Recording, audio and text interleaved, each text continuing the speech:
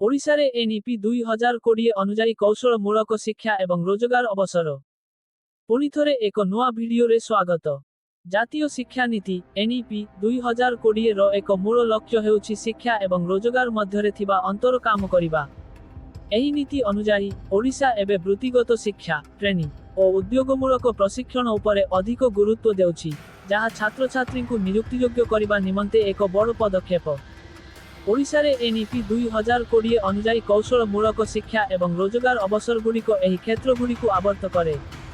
प्राथमिक एवं माध्यमिक शिक्षारे वृत्तिगत शिक्षार संस्थान, आईटीआई एवं पॉलिटेक्निक महाविद्यालय मानकु आधुनिक करिबा, नुआ उद्योग एवं स्टार्टअप प्रसार, वेब डेवलपमेंट, आर्टिफिशियल इंटेलिजेंस और डिजिटल शिक्षा, कौशल निर्दिष्ट प्रशिक्षण प्रकल्प गुड़िक।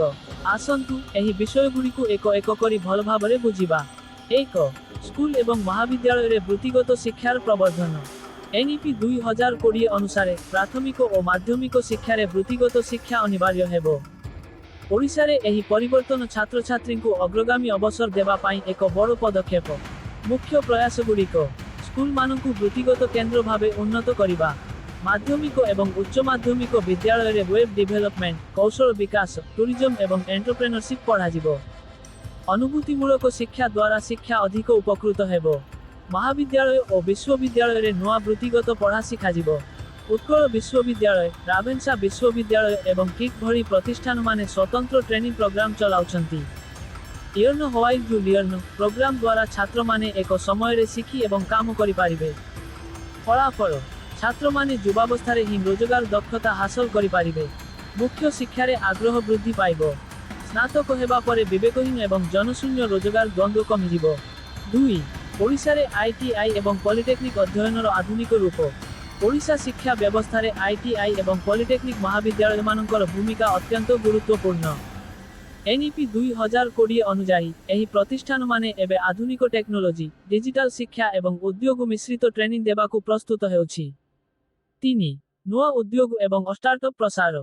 ओडिशा स्टार्टअप एवं नुआ व्यवसाय उद्यम द्वारा नुआ रोजगार अवसर सृष्टि करुछि। एनईपी 2020 अनुजाई राज्य सरकार नुआ स्टार्टअप एवं इनोवेशन सेंटर उद्घाटन करी युव उद्योगी मानकु उत्साहित करुछंती। मुख्य पदक्षेप गुड़िक ओडिशा स्टार्टअप पॉलिसी 2021 अनुजाई अनेक नुआ इनक्यूबेटर एवं एक्सेलरेटर खोला जाइछि। महाविद्यालय और विश्वविद्यालय माने व्यवसाय प्रस्तुति ट्रेनिंग एवं व्यवसाय परामर्श देउछंती। स्टार्टअप ओडिशा इनिशिएटिव द्वारा युव उद्योगी मानकु अर्थ अनुदान एवं आवश्यक प्रशिक्षण दिया जाउछि। फलाफल, ओडिशार युव श्रमिक माने नुआ व्यवसाय खोली निजे नियुक्ति देई पारिबे।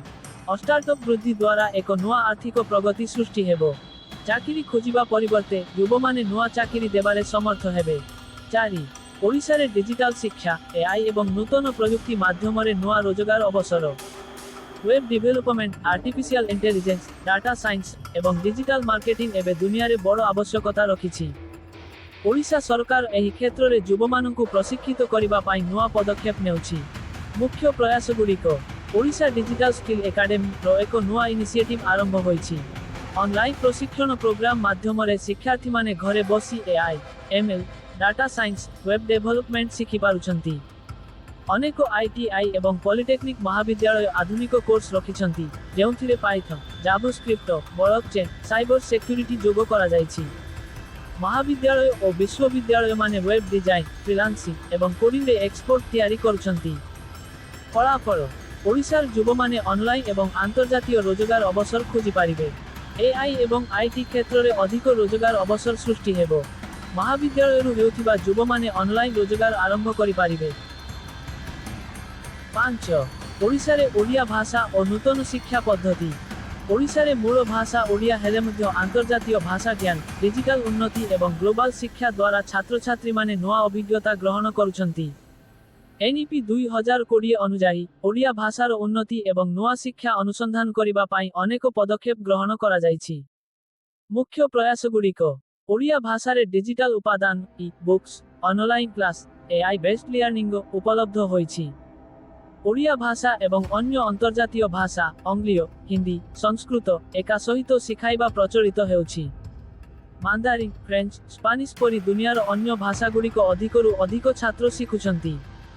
ଓଡ଼ିଆ ଭାଷା ଅନୁସନ୍ଧାନ କେନ୍ଦ୍ର ଏବଂ ଓଡ଼ିଆ ସାହିତ୍ୟ ଅଧ୍ୟୟନ ଆଧୁନିକ ପଦ୍ଧତିରେ ଆଗକୁ ବଢ଼ିଛି। ଫଳାଫଳ ଓଡ଼ିଆ ଭାଷା ନୂଆ ଟେକ୍ନୋଲୋଜି ଏବଂ ଗ୍ଲୋବାଲ ଆଧୁନିକ ଶିକ୍ଷା ସହିତ ଏକତ୍ର ହେଉଛି। ଓଡ଼ିଶାର ଛାତ୍ରଛାତ୍ରୀମାନେ ଅନ୍ୟ ଭାଷାରେ ଯୋଗ୍ୟତା ବୃଦ୍ଧି କରିପାରୁଛନ୍ତି। ଓଡ଼ିଆ ଏବଂ ଅନ୍ୟ ଭାଷାର ମିଶ୍ରଣ ଦ୍ୱାରା ମାତୃଭାଷା ଶିକ୍ଷା ବିକାଶ ପାଇପାରୁଛି। 6. ଓଡ଼ିଶାରେ ଉଚ୍ଚଶିକ୍ଷା ଏବଂ ବୈଶ୍ୱିକ ସହଯୋଗିତା। ଓଡ଼ିଶାର ଉଚ୍ଚଶିକ୍ଷା ବ୍ୟବସ୍ଥା ବର୍ତ୍ତମାନ ଅନ୍ତର୍ଜାତୀୟ ମାନଦଣ୍ଡ ଅନୁଯାୟୀ ହେବାକୁ ଚେଷ୍ଟା କରୁଛି। NEP 2020 ଅନୁସାରେ ବୈଶ୍ୱିକ ଦୃଷ୍ଟିକୋଣ ଦ୍ୱାରା ଶିକ୍ଷାର୍ଥୀମାନେ ନୂଆ ଅଭିଜ୍ଞତା ଗ୍ରହଣ କରିପାରିବେ। ଏହି ଉଦ୍ୟମର ଉଦ୍ଦେଶ୍ୟ ହେଉଛି ସ୍ଥାନୀୟ ଏବଂ ବୈଶ୍ୱିକ ଶିକ୍ଷା ପ୍ରଣାଳୀକୁ ଏକତ୍ର କରିବା। ମୁଖ୍ୟ ପ୍ରୟାସଗୁଡ଼ିକ ଓଡ଼ିଶାର ବିଶ୍ୱବିଦ୍ୟାଳୟମାନେ ବିଦେଶୀ ବିଶ୍ୱବିଦ୍ୟାଳୟ ସହିତ ସମ୍ପର୍କ ଗଠନ କରୁଛନ୍ତି। ଏକ୍ସଚେଞ୍ଜ ପ୍ରୋଗ୍ରାମ ଦ୍ୱାରା ଓଡ଼ିଶାର ଛାତ୍ରଛାତ୍ରୀମାନେ ବିଦେଶ ଅନୁଭବ ଅର୍ଜନ କରିପାରିବେ। ଲର୍ଣ୍ଣିଂ, ହାଇବ୍ରିଡ୍ ଲିୟରିଂ ଏବଂ ଅନଲାଇନ୍ କୋର୍ସେସ୍ ଦ୍ୱାରା ଅନ୍ତର୍ଜାତୀୟ ଶିକ୍ଷାର ଅନୁଭବ ଆସୁଛି। ବୈଶ୍ୱିକ ଦୃଷ୍ଟିକୋଣ ରଖି ଅନେକ ନୂଆ ବିଷୟ ଯୋଡ଼ାଯାଇଛି। AI, ରୋବୋଟିକ୍ସ, ସ୍ପେସ୍ ଟେକ୍ନୋଲୋଜି ଏବଂ ଏନଭାଇରମେଣ୍ଟାଲ ଷ୍ଟଡିଜ୍। ଫଳାଫଳ ଓଡ଼ିଶାର ଯୁବମାନେ ଆନ୍ତର୍ଜାତୀୟ ଅବସର ପାଇପାରୁଛନ୍ତି। ମହାବିଦ୍ୟାଳୟରୁ ପାସ୍ କରିଥିବା ଛାତ୍ରମାନେ ବୈଶ୍ୱିକ ଦେଶରେ ଚାକିରି ଖୋଜିପାରିବେ। ଅନଲାଇନ୍ ଶିକ୍ଷା ଏବଂ ବୈଶ୍ୱିକ ଅନୁଭବ ଓଡ଼ିଶାର ଶିକ୍ଷା ତନ୍ତ୍ରକୁ ଆଗକୁ ଆଣିଛି। 7. ଓଡ଼ିଶାରେ ଚାକିରି ଏବଂ ଏଣ୍ଟରପ୍ରେନ୍ୟୋରସିପ୍ ବୃଦ୍ଧି। ଓଡ଼ିଶାରେ ଏକ ନୂଆ ଚାକିରି ଓ ଉଦ୍ୟୋଗ ପ୍ରସାର ହେଉଛି, ଯାହା ଯୁବମାନଙ୍କୁ ସ୍ୱୟଂ ନିଯୁକ୍ତି ଏବଂ ଅନ୍ୟମାନଙ୍କ ପାଇଁ ରୋଜଗାର ସୃଷ୍ଟି କରିବାରେ ସହଯୋଗ କରୁଛି। NEP 2020 ଅନୁଯାୟୀ ଏହି ନୂଆ ରଣନୀତି ତିଆରି କରାଯାଇଛି ଯୁବମାନଙ୍କୁ ଆତ୍ମନିର୍ଭର କରିବା ପାଇଁ। ମୁଖ୍ୟ ପ୍ରୟାସଗୁଡ଼ିକ ଓଡ଼ିଶା ଏଣ୍ଟରପ୍ରେନ୍ୟୋରସିପ୍ ଏକାଡେମୀ ଆରମ୍ଭ ହୋଇଛି। ସ୍ମଲ୍ ୱେବ୍ ଡେଭଲପମେଣ୍ଟ ଏବଂ ଅନଲାଇନ୍ ବ୍ୟବସାୟ ଟ୍ରେନିଂ ପ୍ରଦାନ କରାଯାଉଛି। ଚାକିରି ଏବଂ ବ୍ୟବସାୟ ପ୍ରଶିକ୍ଷଣ ପାଇଁ ରାଜ୍ୟ ଏବଂ ଜାତୀୟ ଅନୁଦାନ ଉପଲବ୍ଧ। ନୂଆ ଷ୍ଟାର୍ଟଅପ୍ ଏବଂ ବ୍ୟବସାୟ ପ୍ରସାର ପାଇଁ ଅର୍ଥ ଅନୁଦାନ ଏବଂ କନସଲଟେସନ। ଫଳାଫଳ ଓଡ଼ିଶାର ଯୁବମାନେ ନୂଆ ବ୍ୟବସାୟ ଏବଂ ଅନଲାଇନ୍ ରୋଜଗାର ଆରମ୍ଭ କରିପାରିବେ। ଯୁବମାନେ ଅନ୍ୟ ଲୋକଙ୍କ ପାଇଁ ଚାକିରି ସୃଷ୍ଟି କରିପାରିବେ। ଓଡ଼ିଶା ଏବଂ ଦେଶର ଆର୍ଥିକ ବୃଦ୍ଧି ଦ୍ରୁତ ହେବ। 8. ଓଡ଼ିଶାରେ ଗବେଷଣା ଏବଂ ନୂତନ ଉଦ୍ୟମ। ଓଡ଼ିଶାରେ ଉଚ୍ଚଶିକ୍ଷା ସଂସ୍ଥାମାନେ ଗବେଷଣା ଏବଂ ନୂଆ ଉଦ୍ୟମରେ ଆଗକୁ ଆସୁଛନ୍ତି। NEP 2020 ଅନୁଯାୟୀ ଗବେଷଣା ଏବଂ ଇନୋଭେସନକୁ ଅଧିକ ଗୁରୁତ୍ୱ ଦିଆଯାଉଛି। ବୈଜ୍ଞାନିକ ଅଗ୍ରଗତି, AI ଏବଂ ଟେକ୍ନୋଲୋଜିରେ ଏକ ନୂଆ ମନ୍ଥନ ଆରମ୍ଭ ହୋଇଛି। ମୁଖ୍ୟ ପ୍ରୟାସଗୁଡ଼ିକ ଓଡ଼ିଶା ଗବେଷଣା ଏକାଡେମୀ ଆରମ୍ଭ ହୋଇଛି। ବିଶ୍ୱବିଦ୍ୟାଳୟମାନେ ଅନ୍ତର୍ଜାତୀୟ ଅନୁସନ୍ଧାନ କେନ୍ଦ୍ର ସହିତ ସଂଯୋଗ ଖୋଜୁଛନ୍ତି। AI, ରୋବୋଟିକ୍ସ, ସ୍ପେସ୍ ରିସର୍ଚ୍ଚ ଏବଂ ଏନଭାଇରମେଣ୍ଟାଲ ସାଇନ୍ସରେ ନୂଆ ଗବେଷଣା ପ୍ରୋଗ୍ରାମ ଚାଲିଛି।